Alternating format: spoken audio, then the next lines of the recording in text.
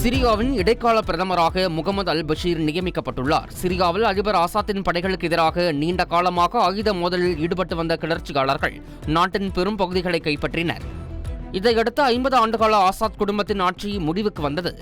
அதிபர் ஆசாத் பாதுகாப்பு கருதி நாட்டை விட்டு வெளியேறி ரஷ்யாவில் தஞ்சமடைந்துள்ளார்.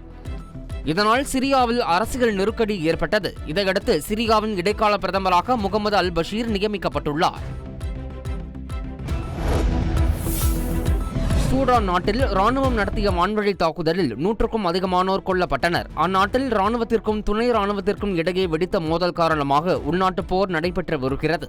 துணை ராணுவத்தின் கட்டுப்பாட்டில் உள்ள பகுதிகளில் ராணுவம் வான்வழி தாக்குதல்களை நடத்தி வருகிறது.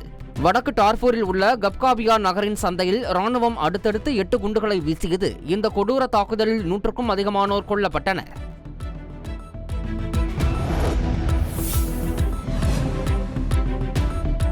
சிரியாவின் வடக்கு பகுதிகளில் குர்தீஷ் போராளிகளுக்காக 12 லாரிகளில் கொண்டு செல்லப்பட்ட ராணுவ தளவாடங்களை துருக்கி ஏவுகணைகளை வீசி தகர்த்தது.